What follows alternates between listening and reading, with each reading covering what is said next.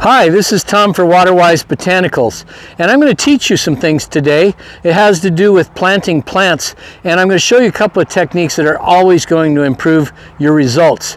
Make it a little easier, but mainly improve some results. And this even pertains to helping commercial guys a lot, guys who are professional in the business, because I frequently see some mistakes made that I can make life so much easier for you, get a better result, and probably save you some money on some dead plants. So I have Julie here with me today. Julie's our marketing person, and I'm showing her at the same time that I'm showing you guys. It starts out with one of the dilemmas of planting, which is on a slope. You know, that's always a big deal, planting on a slope. You know, when you dig a hole there and then you plant a plant and you go to water it, then the water just runs right off, right, Julie? Yep, okay. I've had that problem before. So we're going to show you a way to overcome that, and this is how we do it. So say the plant is going to go right here in this spot, okay? Show your guys, or you, whoever's doing the planting, to dig the hole in this manner. You start digging into the slope. And instead of throwing soil all around, every bit of soil that you dig, you want to just put immediately on the downhill side of where the hole is. Because we're actually going to use that soil to make a little bit of an edge, a little bit of a berm. So see, you'll see if I'm digging the hole here, the soil goes nowhere else except right at the downhill side of the hole. And that's going to be important. And I'll show you why in just a minute here. So see, I've got the hole about the size of the root ball. I didn't dump any soil on the top. I didn't throw it down the slope. I didn't throw it down the sides. And now we're about the same size as the root ball. But I'm actually going to dig a little bit deeper. And there's a really important key to that. Why is that, Tom? Well, see this grass here? This is an ornamental grass. Thousands of ornamental grasses are being planted into landscapes these days. And there's something unique about that. For example, can you hear this grass, Julie? Listen really closely. I can hear it. Hear it. It's drinking water. Can you hear that? You can hear it, right? Now I can. And so what it does is this plant will drink water and dry out, empty out all the water in this root ball in warm season in as little as a day's time. So what happens is we take that plant, slip it out of the container, we set it into the ground, and this happens with commercial guys and professional companies all the time. They'll put it in the ground and then they'll fill back the soil. And they'll think, great, I've got sprinkler system or drip system, and they turn the water on and the plant dies. Well, it doesn't completely die, but it really gets set back, sometimes for months at a time, because what happens is that plant drinking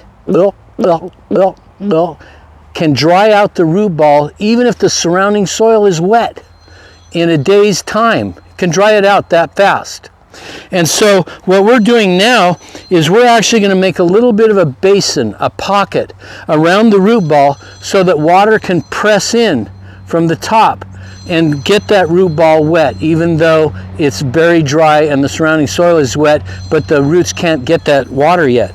So I planted the plant a little bit deeper. Now come in close, Julie, because the second part of this is this. I'm not using any of this soil that I dug out of the hole. I'm actually leaving that there to create this rim, this basin, this nice strong edge that's going to hold water on the downhill side. And on the uphill side, I'm going to chip out even some more soil to go around that plant. Get some soil around the root ball, and now look at that. See that basin? That'll hold water. And so if you need to do some hand irrigations for the first week or two, or if the sprinklers go on, then it can accumulate and pocket water that's going to go right down, press down on the root ball and get the root ball wet. And now you've overcome the challenge of a plant that can't get water on a slope. Now you've got this pocket that's actually going to accumulate and hold water so that it can get down to the roots of your brand new plant. Now, yeah, eventually that's going to all erode away and fade away, but by that time, this plant's roots will spread out into the surrounding soil and it can get the water that it needs. But look at how simple that was. It's just chop a hole, put all of the soil on the downhill side and then just chip a little bit from the uphill side, which actually enlarges the hole, makes it a little bit wider, a little bit bigger, and it's not going to wash out on the uphill side, so that's a great spot to accumulate water for the root ball of that plant. And now this grass will not skip a beat. It'll keep on growing. It'll be lush from day one. What most landscape contractors experience, because they're not attending to that root ball drying out, is they experience their ornamental grass that literally looks like it dies on top within the first couple or 3 weeks, and then very slowly it starts getting some new blades of grass coming up from underneath, and it usually won't die, but you really get set back and it doesn't look that great. So this is how you overcome that. Not just grasses. You know, any plant that's going to have an aggressive root system and a leafy plant, this is always the best way to plant on a slope. Problem overcome. Now you guys know how to do it, and that's planting on a slope. Thank you very much. I'm Tom for WaterWiseBotanicals.com. And if you have any other questions, please feel free to comment below under this YouTube channel, and Tom will be happy to answer any of your questions. We hope you have a wonderful day. See you later. Bye.